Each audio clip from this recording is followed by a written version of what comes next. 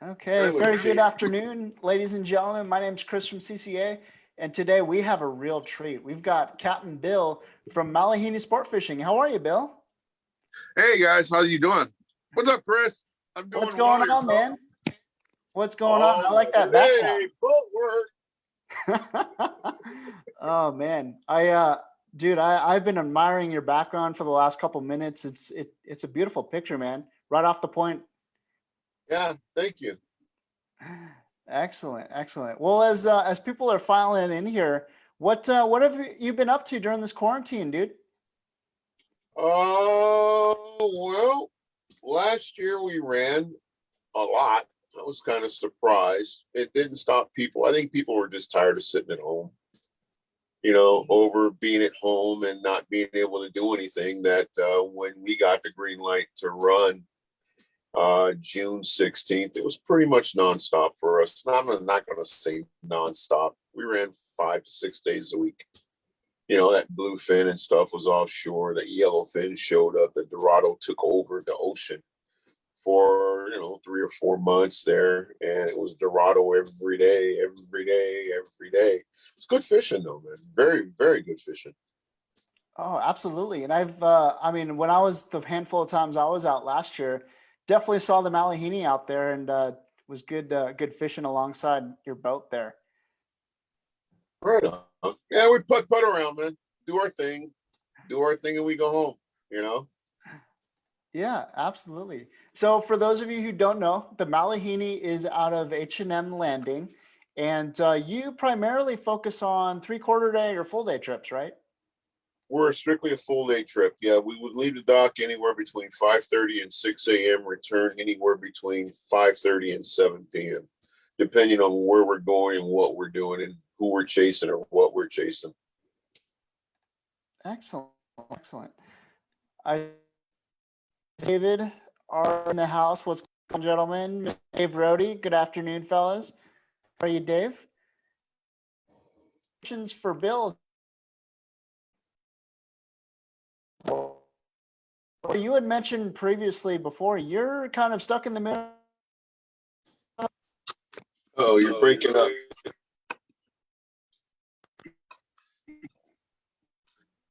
Let's do this. Try it again.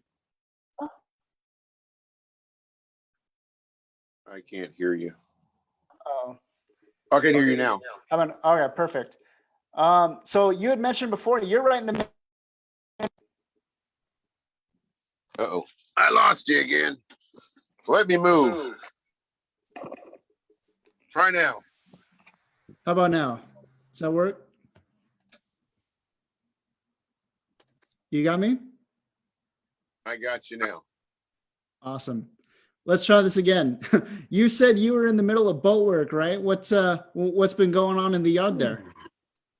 We're doing some electronics upgrades. We're doing some stuff to the hull, painting and things like that. It's just, it's a labor of love. She's an old boat, man. She needs some love. Got to give it to her. Isn't that the truth, man? Almost every year these boats go through so much, and it's always nice to give them back a little love there every now and then on the in the off season there. My whole thing on my maintenance schedule for this vessel is if my granddaughter couldn't get on this boat, then nobody can, because if I don't feel safe with her on it, I'm not going to put anybody else in danger in that respect, period. Yeah, fair enough. Fair enough. That's pretty cool. And you have a history of really that customer service where you take the safety, you take the customer service, you take the food, you took everything very, very seriously in your work, and it really shows, man. It's to give you an idea. My clients, and I call my clients they're clients. They're my clients. They're my friends. They're my family. I used to fish with 59 people. Then we went from 59 to 51. And then when I lost my run at H&M Landing because the boat was involved in a horrific accident in 2017, hit a whale. And I don't want to really talk about that because that was a whole big gigantic fiasco, but we wind up being out of service from August 24th of 2017 to June of 2018. That's why we lost our run. The Landing lost a lot of money. I understand that. I'm okay with that. I mean, it is what it is. And we got back in 2018, June, we started running. And I noticed that with my lighter loads, it was easier for me to communicate my crew, to communicate and engage our clients, as opposed to 51 people. To me, all you were, because there were so many people, was a number. With 30 anglers on the boat, by the end of the day, I pretty much know everybody's name. My crew pretty much knows everybody's name. And I know if I were a client or passenger aboard a boat, I would feel more in kind, and I would appreciate it if I was known by my name and not my number. Yeah, I think, that kind of speaks for a lot of people out there, at least here in Southern California, to where, you go home or you go on a full day trip or a 2-day trip or whatever. And instead of having, just basically the guy upstairs not coming down, not really learning any people's names, you much prefer that relationship. And it seems like you actually make quite a bit of relationships throughout the year with all of your customers. I think it's very important that the crew and the captain of the boat is engaging. I mean, it doesn't make any sense to me to be, okay, back this up. I can control 3 things. I can control where the boat goes. I can control my attitude of myself. I can control the attitude of my crew, and I can make sure that the boat is in the best possible position for us to capitalize on the opportunities given to us as far as catching fish. I can't make the fish bite. If I could, guess what? This boat would be sold out 4 to 5 months in advance. And that's the honest to God's truth. Yeah, I think if we all had that power to get the fish to bite, I mean, everyone would buy their own boat. I believe that, you can go on I was on a 5-day fishing trip about 4 years ago. I didn't catch any fish for 5 days. I had probably one of the best trips I've ever had, though, because everybody was in tune, cracking jokes. The crew was engaging. The crew, the captain was there. I mean, he wasn't off in his own little world, and I didn't feel like I was just a number, or, I felt important. Bottom line, I felt important. Yeah, And that's the kind of thing that I try and, do here aboard the Malahini. and that's a pretty fair point, Bill, where, there's a lot of crews out there, a lot of guys driving where, you could really make somebody's trip if you either come down or really, if the fishing's not there, which, especially with all this bluefin that, sometimes likes to bite, sometimes completely shuts off. And Right. you're absolutely right. All you can really do is control the morale. You can control a lot of elements on your boat. I mean, it's 50 yards wide, 100 yards long. School of Bluefin, we're on a 50-yard line for 3 hours and 30 minutes. We got hookup after hookup after hookup, and people getting spooled, people getting sawed off, people getting bit off. Finally, okay, let's go have some fun now. I take what I do seriously. I believe that God has granted me a gift, if you will, that he's allowed things to happen that I believe positioned me to where I am today. I couldn't do any of this stuff that I'm doing if I I I can't say nothing, man. It's all been God, you know. And a lot of people look at me like I'm crazy when I say that. You know, all the crap that has happened, you know, to the boat, for instance, in 2017 to today.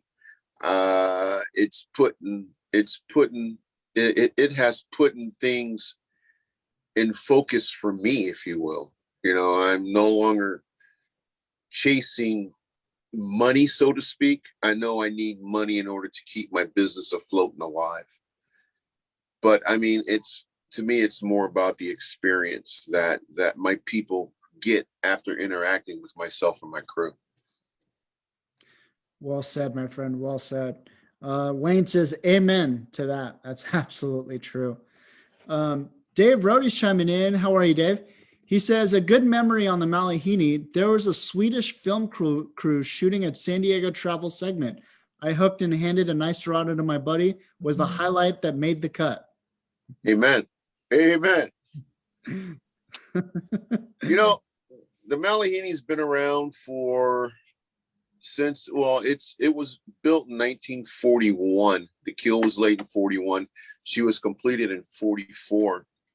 She was supposed to be, along with her official number was 657, the 658, the 659, and the 660 were supposed to be sold to Russia in a package deal. Well, the deal fell through and they were put into surplus, and Navy shipyard or wherever they put them at.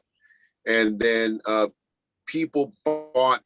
private citizens bought the 657, 58, and 59. The 657 is the Malahini. You know where that's at. The 658 was restored back to its original configuration. I think it was a 4-year process, and it took them, I think it was completed in 2006. And it is currently in Washington State. And then the 659 is somewhere in Chesapeake, Virginia, or Chesapeake Bay. And the Malahini was bought by someone who lived in Portland, Oregon, and she was converted to a yacht. She was a yacht from 1949 to 1956 or 54, I do believe, where then she was converted to a commercial fishing boat. And she was a commercial fishing boat from 54 to 60. In 1960, she was H&M Landing's first overnight boat, and she slept 59 people on this. And from 1960 to 1972, I do believe Manny Silva owned it in 72, and it was then converted from an overnight to fishing the Coronado Islands exclusively. From 72 to 2016, she was H&M Landing's go-to open party boat. In 2017, I told you what happened with the will and all the other crap and caused us to lose the run. And here we are in 2020. We're still going strong. And we do our own thing. We fish anywhere from half day to full day. I mean, I kicked around the idea of putting bunks on the boat and this, that, one thing, the other. I like sleeping in my bed too much. I don't want to deal with the headaches. So we'll continue doing what we're doing. I believe she has a clientele that is changed, because I'm not, as an owner operator, I'm not a species specific boat. We're going to go catch some fish boat. You know, that would be my plan. I cannot see going to the Coronado Islands or fishing, you know, local. I can't say the same thing about offshore, because offshore you are targeting, because there is no bottom. The bottom is 2,000 feet. But when fishing the Coronado Islands, you know, consecutive days and things like that, things become a pattern. You have an idea of when the fish, that yellowtail are going to start to bite. And, you know, to me, it doesn't make any sense taking 50, 51, 59, 60 people to the Coronado Islands to catch 2 yellowtail. You know, start fishing yellowtail at 2 o'clock or 6:30 or 7 o'clock or 8 o'clock in the morning to catch 2 all day and just drive around and drive around and drive around. To me, that's just totally retarded, you know. And we got ourselves as a full day fleet, so to speak, which I'm no longer a part of a code group anymore. I go and I do my own thing. Got ourselves stuck in a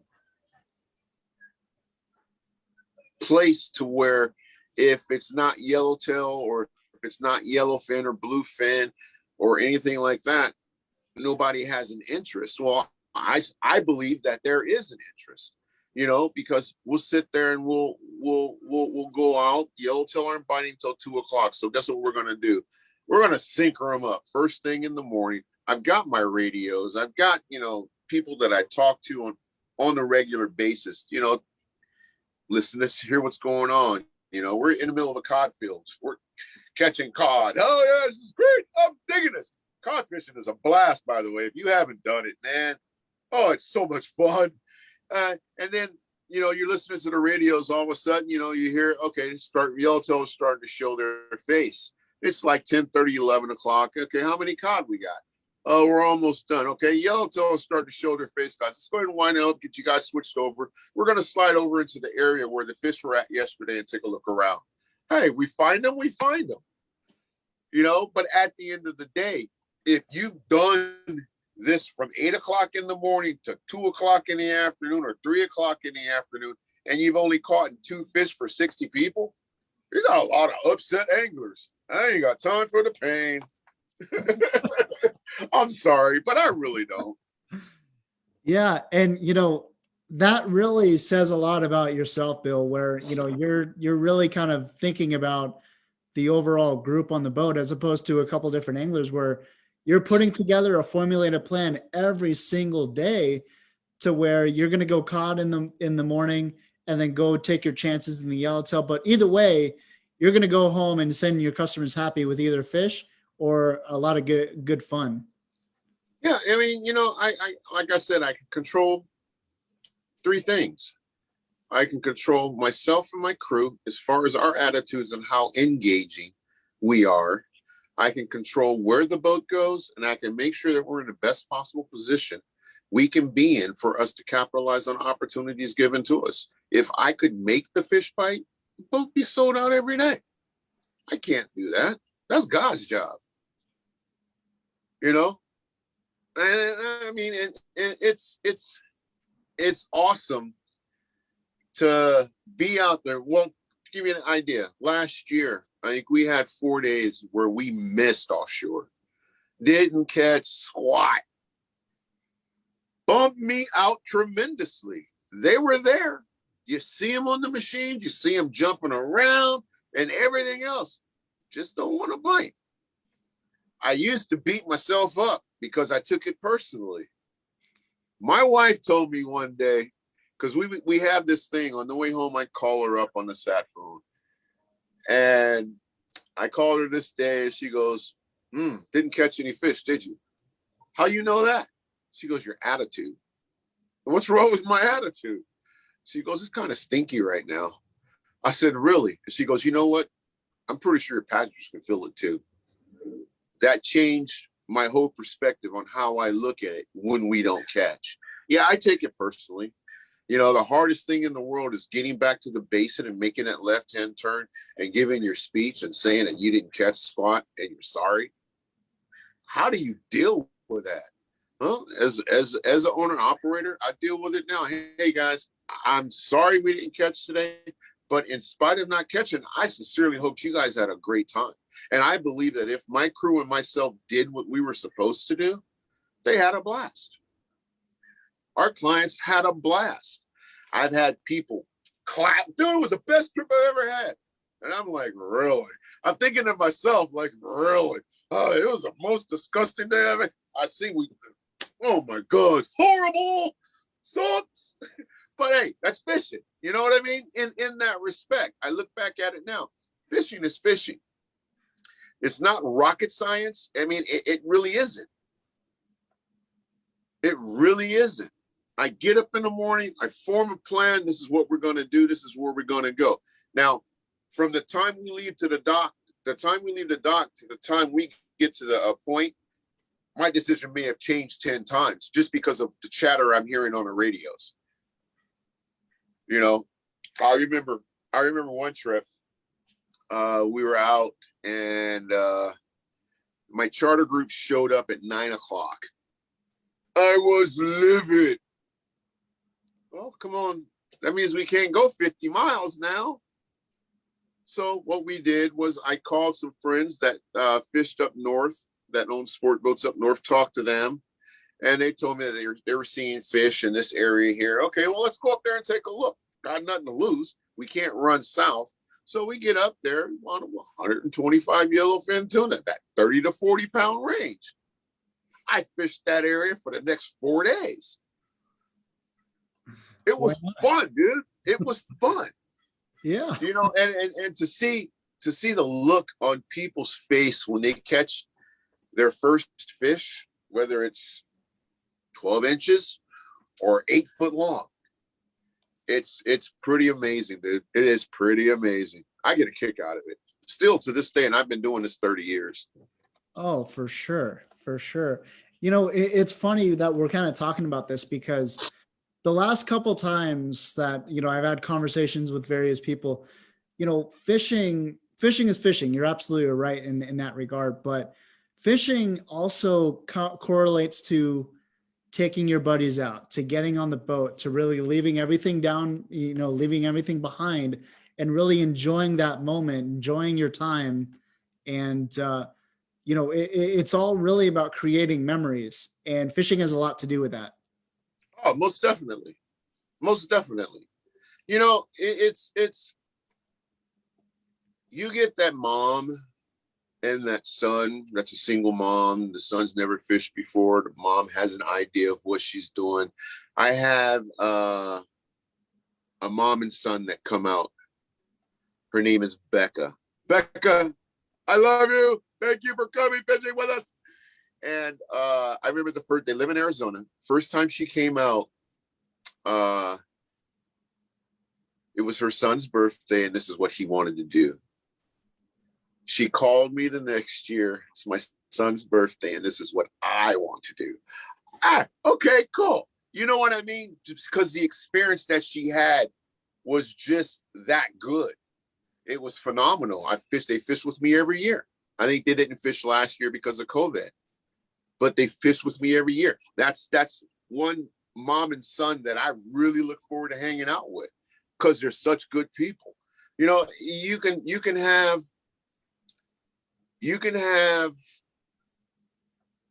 30. I only fish with 30 people too. I don't fish with 51 anymore. I refuse to.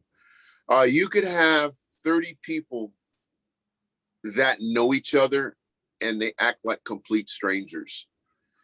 You could have 30 people, and this is, people say I'm weird for thinking this, but give me 30 strangers. By the end of that trip, they'll be all buddies. Yeah. And I think that's just how we are as a crew and captain. You know, I give my speech in the morning, safety speech, leaving, and I tell everybody, hey, we're going to be together all day long. You might as well walk around and get to know each other. That's so true. It can't hurt. Yeah, that's so true. You don't really think about that. There is no such thing as cement feet on this boat. Mm-hmm. You grab your rod, you stick it in the corner. Guess what? We come by, I'm going to take it, put it in the rod rack. Well, that's my spot. No, that's not a spot. Your spot's the whole boat. Huh? What do you mean? You guys don't fish by numbers? Nope. Normally, we're drifting most of the time. So you're going to be on either one side of the boat or the other. Oh, okay. We anchor up. I don't like fishing the stern anyway. I prefer to fish the bow of this boat because it has a nice place right there by the anchor where I can sit down, catch my million cods and stuff. Oh, dude, it's so much fun. It is so much fun. I'm sorry, dude. I'm just rambling, huh? It's all good, man. It's all good. I definitely want that spot this summer when we go fishing together for sure. Wayne has a question. How long have Henry and Chemo been with you? Chemo has been with me since 2016. I don't think he's returning this year. And Henry's been with me since 2018. I think Chemo just wants to take a break, he said. And that's cool. He said he's going to do guest appearances. I started laughing. I said, guest appearances with your rod and reel in your hand? He started busting up. I don't know. We'll see. We've got I've got Peyton still here. Peyton's coming back this year. He's actually in the yard with me and going through some training for boat work and stuff like that. And I've got a gentleman named Chris that I've known for, I don't know, about a year and a half. He's going to do some cooking. And I'm trying to get Katie from another boat. She's a female, excellent deckhand. We'll see if she wants to come over and join us. Our weekend guys, Alex and Henry, will be here though. Excellent. Excellent. Larry Robles is chiming in. Dude is straight up honest man on the water. Always a pleasure to be on board. Always encouraging fishermen and women alike to come down and get her done on the Malahini with Captain Bill and crew. Larry, the fiberglass guy, you the man. I know. See what I mean? It's people that stand out to me. You know what I mean? Yeah. Yeah, for sure. Larry's a good guy, man. He's a really good guy. Like him a lot. He and I used to, I don't want to tell you that. We used to roller skate at Skate World Roller Rink way back in the day. Oh, that's funny. Watch. Oh man. Dude, I had an afro back then. No way. No oh yeah, big one.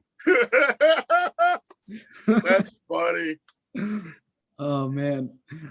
Dave says challenging these days to communicate to your clients the size of gear to bring on a day trip, I'll bet. It's a challenge, you said? Yeah. It's not really a challenge. We book our trips one of two ways. If we're on H&M Landing schedule, then obviously you'll book with them. If we're not on H&M Landing schedule and you want to fish the Malahini, you can look us up one of two ways. You can go to our website, which is malahinisportfishing.com. You can just click on the Facebook. If you're on Facebook, facebook.com/Malahini Sport Fishing. And we basically, like I said, we do our own thing. I mean, I like the fact that I'm no longer a part of a code group because I don't have to answer to anybody in that respect. You know what I mean? I can't see, 5 boats fishing the same area every day. And then when it dries up, nobody has went and looked elsewhere. I go fish wherever I want to fish when I decide I want to go there. And it makes life easy. I think the guys that I worked with in this code group, I don't know this to be a fact, but this is what my feeling is anyways. I went out, did my own thing, and they didn't like it. Oh, it is what it is. Yeah. Well, it is what it is. On that note, though, in terms of the gear, obviously, your repertoire of things that we can do in San Diego, pretty widespread depending on the time of the year. But what's that? I would bring 4 setups with me.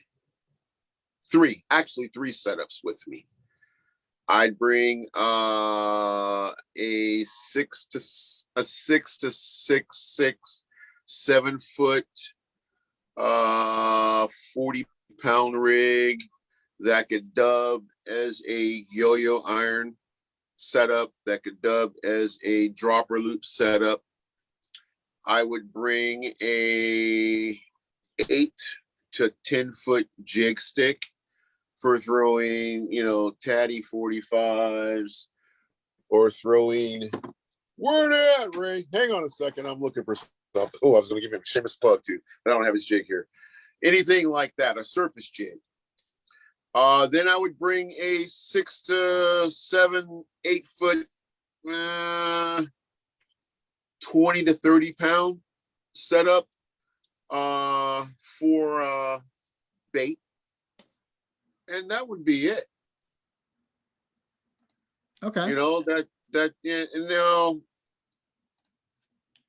we don't really chase bluefin that much, so yeah, I'd say that would be sufficient. I've got setups on the boat for the bluefin. You know, if it starts to bite, you know, go out there and I'll hook one and I hand it off, or I grab another rod. If I hook another one, I hand it off. Things like that. But I mean, bluefin are really, really picky. Very Yeah. frustrating fishery. Ain't that the truth, man? I remember it was sometime almost a year ago, I think in June or something, where we had bluefin literally right off the point. All you had to do was just head straight west and you're Oh there. yeah. And I remember, coming across you, we were on a full day trip or whatever, and we had schools literally all over the boat, all around the boat, and zero bites. Oh That's yeah. when I'm feeding on the micro bait. Oh yeah. Looking at you, laughing. Ha ha ha ha ha. Yeah, you think so? Here we go. If you go to our Facebook page and look at one of our videos, you'll see that school that I was talking about. We sat in, and I was like, I am so over this. Non-biting fish yet again. They're broke. Yeah, yeah, for sure. Wayne says we want to see that picture of you with the afro. Oh, really? No, I'm not going to post that to Facebook. Not going to happen. I had to Funny, try. though. I had to try. Well, so let's talk a little bit about fishing, man. I know, we've talked about the coding. We were just talking about bass before we came on here and some bluefin here. What's your favorite kind of fishing, Bill? Honestly, I'm going to say calico bass and rock cod. You know, the surface action is awesome. Don't get me wrong. I really dig it when it's there and it's doing and it's ready to bite and do all the other stuff. The looking at the surface game fish offshore when it's not biting is just very, very frustrating. That cod fishing, I'm going to say, is probably my calico bass fish is probably my favorite. Fishing that 10 to 20 pound top shot with 30 to 50 pound spectra backing in the kelps with plastics, cold snipers, anything like that. Very exciting. Very exciting. I get a kick out of that. I can do that all day long. Same with me, my friend. Same with me. I could go just sit on the bow even all day long, throw all kinds of plastics, throw the iron, throw, either like the SB minnows or the hard baits or the stick baits, whatever. Oh yeah. Put me some bass. I'm all for that. It's a blast. It is a blast. My deckhand took me to the back bay last year, and we're fishing 6 pound test, catching bonefish. That was kind of cool. Huh. Interesting. Very cool. Yeah, kind of interesting. So speaking of bass, we had just talked about, you run certain trips sometimes out of the year where you do strictly catch and release bass trips. Those sound really, really fun and interesting to me. It was this particular trip was a charter trip, and it was pros from Phoenix Rods, and they just wanted to go catch bass all day long. I was like, I am about that. Let's go. And we started up there in La Jolla, the bull kelp, and we worked our way south till we got to the point. I think we caught, at least 400 bass. I'm all I think about we had that. 27 guys on the boat. It was fun, dude. And every single one of them were released. I'm going to say out of that 400, probably 260 were they were legal. And I'm going to say we probably had 19 to 25 that were over the 6 pound mark. Wow. Holy crap. These Local these here? guys fish plastics like I have never seen before, Oh my and goodness. we're getting bit left and right. I learned something that day. That Oh, was man. fun, man. It was Oh. really fun. And looking at, your background photo of the boat there, you've got a nice big bow for, almost, it seems like maybe even 15 guys could be up there at the same time. I think the most I've seen up here on the bow of the Malahini at one time was 22, and they were all throwing jigs. Sword fight! It was funny, man. But yeah, I mean, the most of the groups that I get that are jig fishermen, we have one group called the 540 Slingers. They came out with us last year. That was a pretty good trip. That was a pretty good trip. Very serious about throwing that surface iron, man. Very serious about throwing that surface iron. It was cool. It was cool. I'm about that, man. Larry Robles is checking back in. Dude had hair, really, but a couple decades ago that he brought it up. I got to be nice. I may need him to help me with some knot time this summer. Come on, Larry. Oh, That man. sounds like Larry. Yeah, Larry and I go back a long ways, man. Go Well, back a long ways. let's talk about a little bit about yourself, Bill. Let's hear your story, man. Where did you get started? How did you get in this business? My grandmother started me fishing when I was 8 years old. We used to go down to Venice Beach. We lived in West Los Angeles at the time. And we would go down, get on the bus at 4 o'clock in the morning after I had my donuts, and take a two to 2.5 hour bus ride from Venice and 6th Avenue down to the base of the Venice Beach Pier. And we get there about 6, I'm guessing 6:30, and we'd stay there till 6:30, 7 o'clock at night, and then get on the bus and come back home. And we would do that during the summer every Saturday and then Sunday afternoon after she got out of church. And that went on for a while. And she decided to take me to Santa Monica Pier one morning to do something different, I'm guessing. And I fell in love with the pier because I could climb underneath the pier and fish the pylons with a hand line, catch these big 6-7 pound buttermouth perch. Oh my God, these things were huge. Well, I was like 8 or 9 years old, so to me they were huge. But I'm sure they were big. I'm gonna say at least 2 to 3 pounds, easy. Maybe some bigger. And I was underneath the pier one Saturday, and I saw this boat drive up. This thing goes down.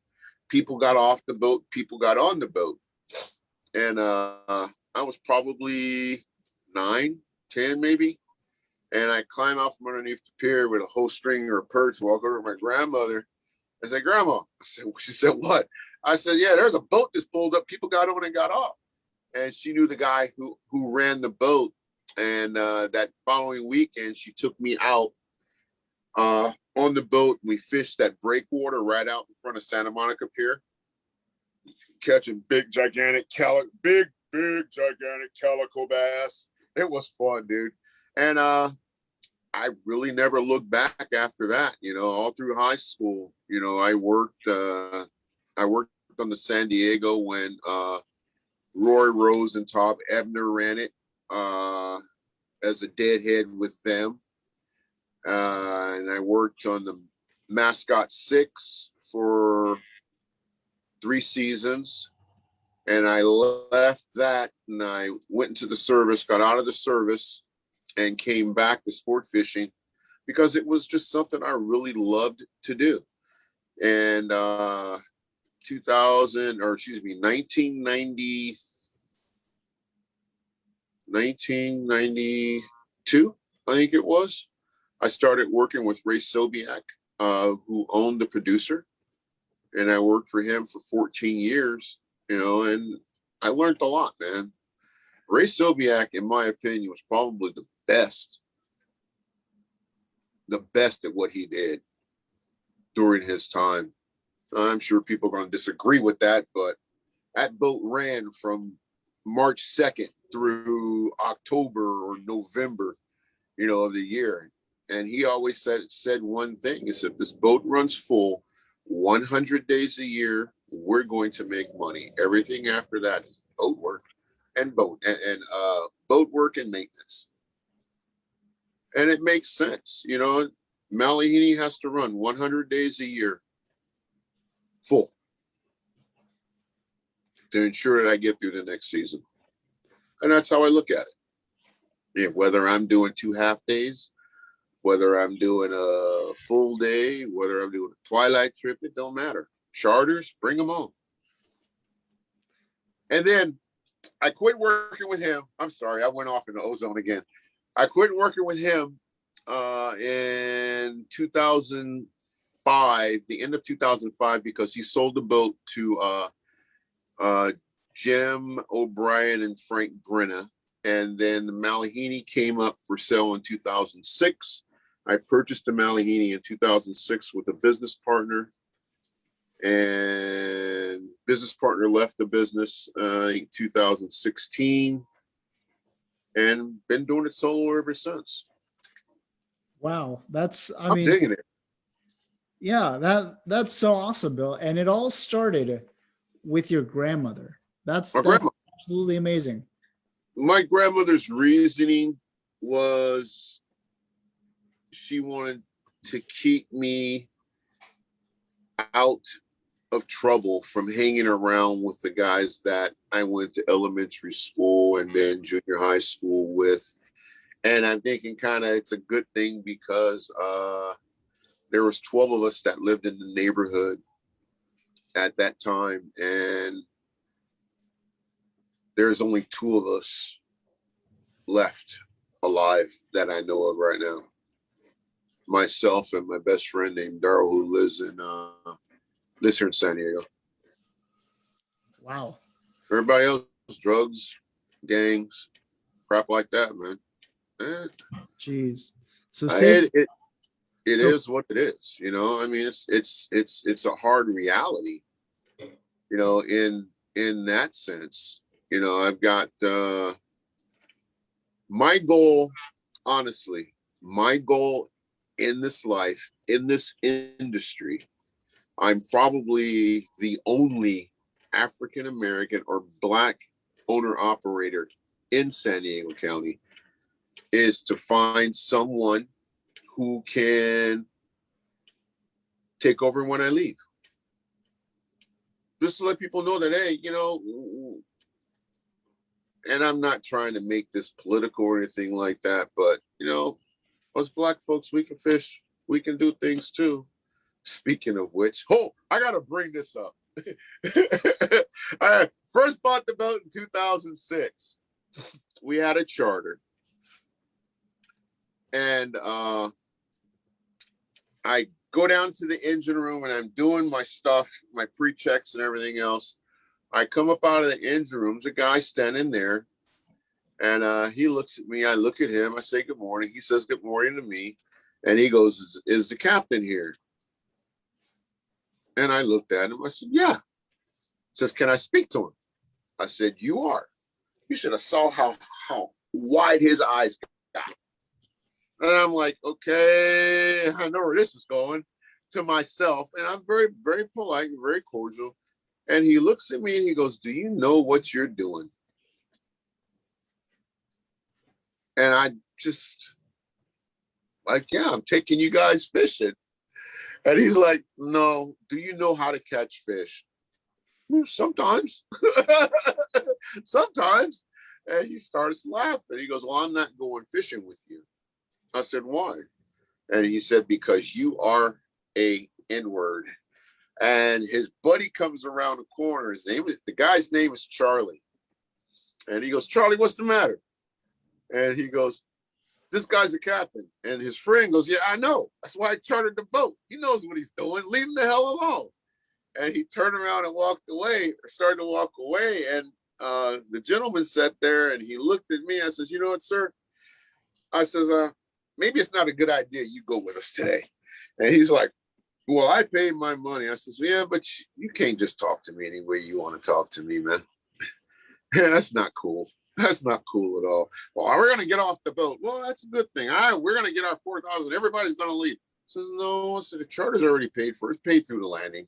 So you're gonna take that up with them. Take that up with them. And then his friend comes back. Charlie comes back around the corner. He goes, Bill. I said, what's up, Charlie? He goes, what's wrong? I said, your friend wants his refund. He goes, man, take your shit and get off the boat. Excuse my language. I'm sorry. He told him, take your stuff and get off the boat.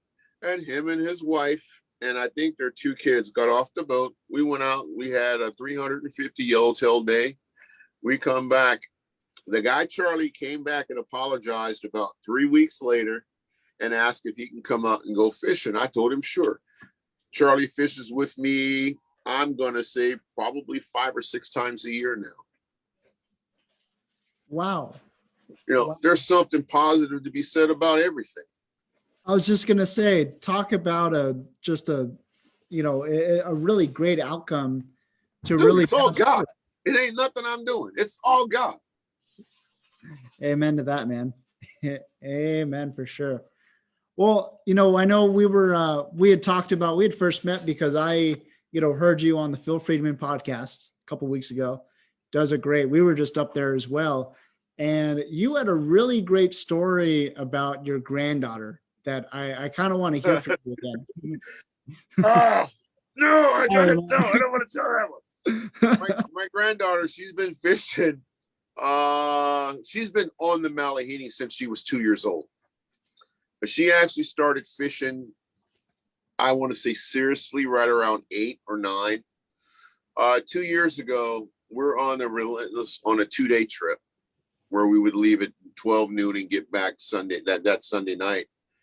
And she had, I think, 4 yellowtail for that trip. She had 3 in one stop. Combined weight about 64 pounds, I'm going to say. I had 5 on that stop. Combined weight probably about 25 pounds. And I walk over to the bait tank to get a bait. And she comes up next to me and she's looking. She goes, I want that one. She grabs it, pins it on. She had 2 yellowtail at this particular juncture. She walks over to the side of the boat. She doesn't cast it out or anything. She just flips it. It hits the water and it takes off screaming. I'm still looking for my bait. All of a sudden I hear her yell, Papa! And I turn around. She sets engages the reel, sets the hook, and looks at me. It's peeling off drag. She goes, you got to find the big ones to get the big fish. And she's whining, and she starts walking up the rail, comes back. She's walking up the rail, comes back. They gaff it, right? I'm still standing there watching. I guess it's probably about a 30, 35-pound yellowtail. Gaff it, like grab it on the deck. She grabs it by the gills, and she's dragging it down the side. And when she gets next to me, she goes, how many fish you got? I said, I got 5. How much they weigh? I said, probably about 25 pounds. Why? She goes, this is my 3rd one. They're all this big. And I just looked at her. You better get out of my face. But who taught you how to do that? She goes, you did. I said, okay, I don't feel so bad now. And she put it and she gave it to the deckhand and they tagged it and dropped it for her. But yeah, it's a fishing machine, dude. Every time we go fishing together, I wind up getting my butt beat. Oh my goodness. That's so fantastic. I mean, that probably makes you super proud too, as a grandfather as well. That's my fishing buddy, man. That's my fishing buddy. My wife doesn't fish. She gets seasick. So every time my granddaughter comes out from Las Vegas, where her mom and dad moved here about 6, 7 months ago, she'll come down. She'll spend the week, and we spend the week on the boat fishing. You want to go home? Nope. We'll stay here with you. Okay, cool. And we run every day, fish every day, come back, have dinner, take a shower, and go to bed. Get up, do it again. It's cool, man. It is really, really cool. Oh man, that is fantastic. That's a great story to hear. And, we like hearing those kinds of stories where, kind of like what we talked about earlier, where you're sharing memories, you're sharing experiences, you're creating memories as well. And you're certainly doing that on the Malahini. That's honestly, Chris, that's what it's about. That's what it's about. I'm going to say this. I believe that if our clients come out with an expectation to catch fish, they're going to be disappointed because it's not going to be either big enough or the right kind or whatever the case may be. If you come out to have a good time, spend the day with your sisters, your brothers, your aunts, your uncles, your cousins, your Malahini family, you're going to have a blast. Because to me, catching fish is a byproduct of having a great time. Yeah, absolutely. Honestly. Wait, yeah, for sure. Well said, my friend. So, you know, obviously with the season you're doing boat work right now, season's fast approaching here. What kind of exciting things can we look forward to for the Malahini? Any fun plans coming up here? We have several charters that are lined up. I do believe Friedman Outdoor Adventures is doing 2 charters with us. And I think he's going to start promoting those once we get our new booking system set up and installed. That should be happening by the 8th or the 9th of April. And then we have Dan Hernandez is doing a charter with us this year. And other than that, man, we're just going to go, you know, I have charters throughout the year from, you know, corporations and things like that already set up and in the books. And I have any trip that is not chartered will be an open party slot to where anybody that wants to ride, that wants to ride with us can. And we plan on keeping the boat online 7 days a week. We will keep the boat online 7 days a week, not plan. We will keep the boat online 7 days a week. We need at least 10 anglers in order for us to run. Our ticket price, if we're on the Landing's website, I do believe it's $200. If you go through Malahini Sport Fishing, it'll be $230. And that will include your breakfast. That will include your lunch. That will include all your permits, your visas. Unless it's a U.S. license, then you have to buy that. Soda and water. If you drink beer or something like that, decide you want to partake of alcoholic beverages like beer, then that you would have to purchase. I'm not going to give that to you. Fair enough. But yeah, you know, you get tired of nickel and diamond people, dude. I really did. I was just about to say, it's nice. I really did. I include everything under one price, $230. You don't worry about nothing but you having your fish filleted if that's what you choose to do, and tipping on the way home. That's great. Me, it makes life so much easier. Absolutely. You know, and that's whether we're fishing offshore or not. You know, if you go through the Landing and book, it's $200, and then, you know, you'll pay for your breakfast, your lunch, your sodas, your waters, and everything else.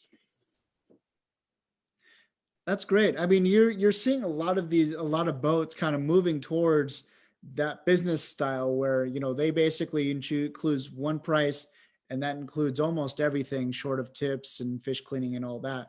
Yeah, and to me, it makes it, again, more comfortable.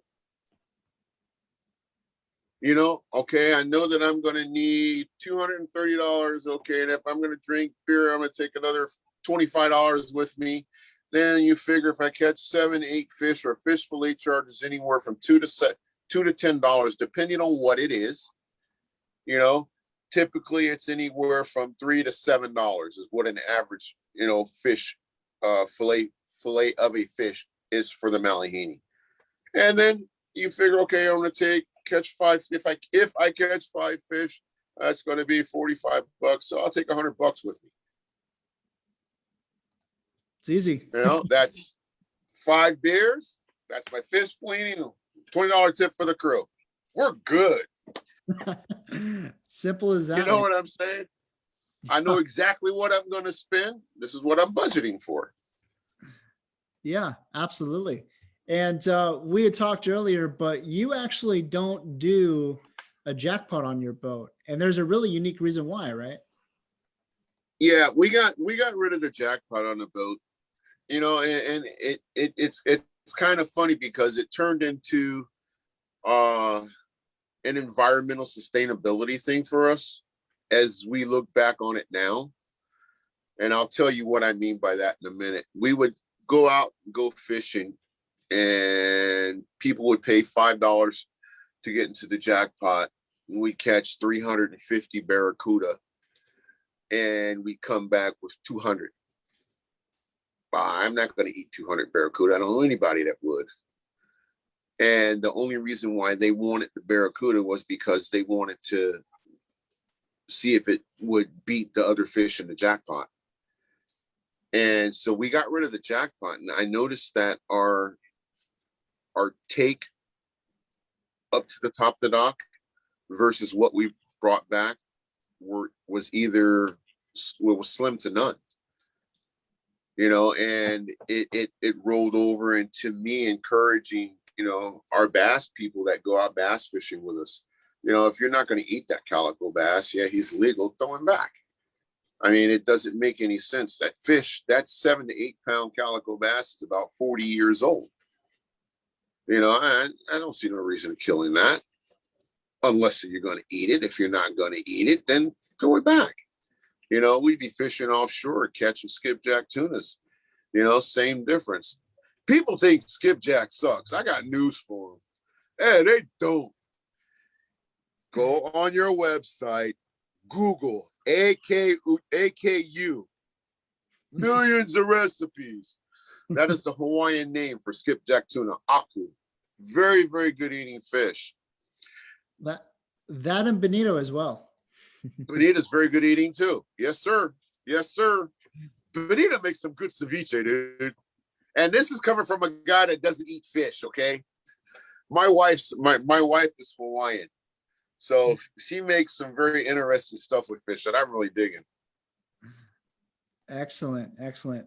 Well, Bill, I can't believe it's already been an hour. Time has flown by, but one more time, tell us how we can go fishing with you on the Malahini. Hey guys, you can give us a call at area code 844-619-FISH. That's 844-619-3474. You can go to our website, which is malahinisportfishing.com, or you could even look us up on the World Wide Web. Facebook World Wide Web. On Facebook.com/Malahini Sport Fishing. You can IG us on Instagram. We're there as well, Malahini Sport Fishing. And we typically respond to our voicemails and email messages and text messages during the season, normally about 7:30, 8:30 in the evening when we get back in. I'm in the process of trying to recruit my daughter again to be the Malahini land crew, but we'll see what happens there. Guys, it was great talking with you. I really enjoyed this. You know, Chris, you're awesome, dude. Oh man, dude, same with you, man. This has been fantastic. I can't believe it's been an hour, and it's been good talking to you, man. Really, really appreciate you coming on. Anybody want to go fishing with us? Give me a call. We can do this. Absolutely. And Wayne actually dropped a link down to malahinisportfishing.com for everyone there. So Bill, once again, man, it's been fantastic, man. Let's definitely keep in touch and catch up with you during the season. Will do. It's a pleasure talking with you guys. Have a great day. Awesome. Thank you guys so much for tuning in. We will see you guys soon. Take care, guys.